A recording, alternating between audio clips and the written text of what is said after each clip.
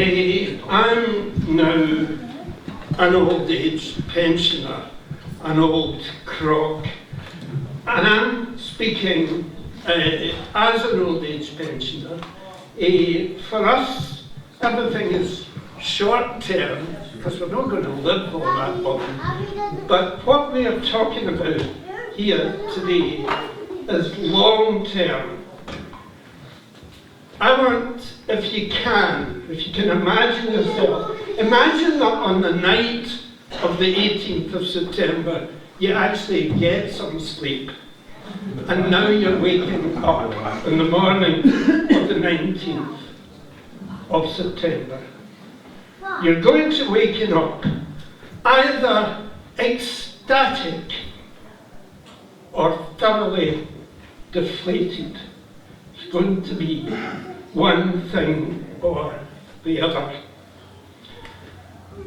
And also be absolutely sure that on the morning of the 19th of September, not immediately, not right there and then, but it'll be the start of things being different.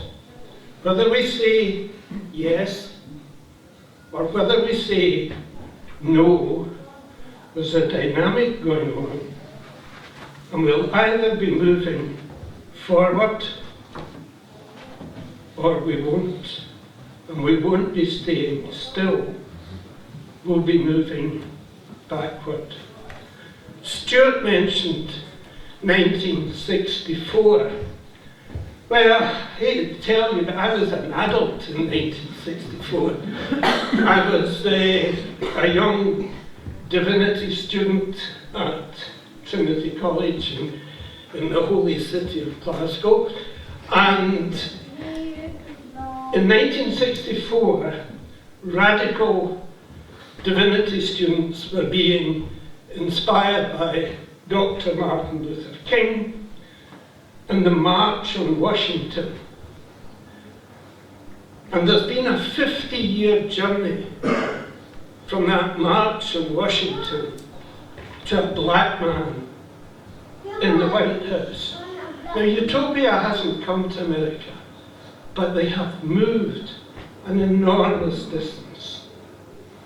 And also just recently, we've been celebrating the life of Nelson Mandela and the long walk to freedom. So the 19th of September will be a beginning.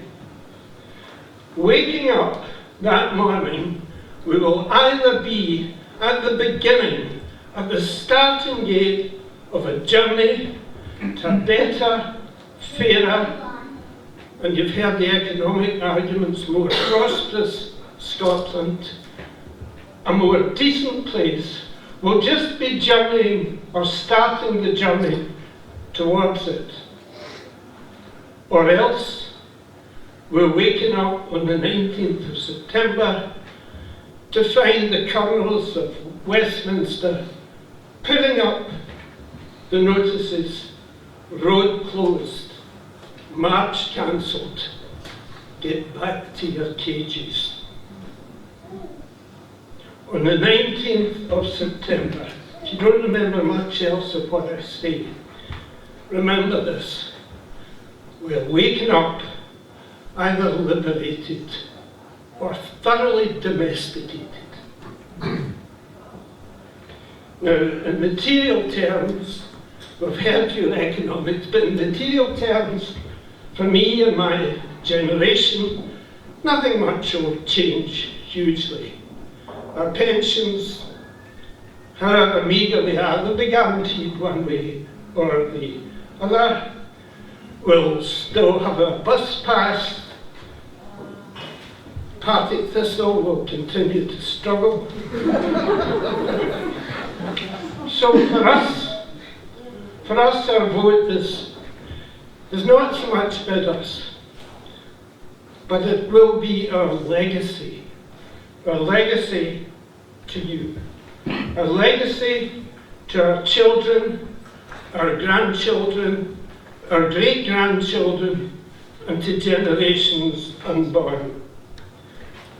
A yes from the pensioners will be our way of saying to you, with colour in your hair, saying to you, yes, we trust you. We trust you to make the decisions here in this land in which we live. And because we live here, we're investing.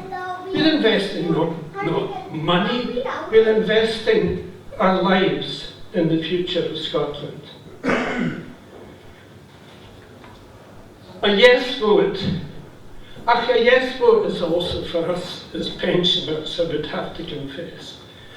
If little changes materially for us, we would nevertheless want to waken up, believing that we were going to spend the last years of our lives, not in a nation in the doldrums amongst a domesticated population, knowing that a great opportunity to do something good, and the talk about independence is about doing something good, not just for ourselves, but also for making ourselves a better neighbour to other people, a better, more upright people in the world.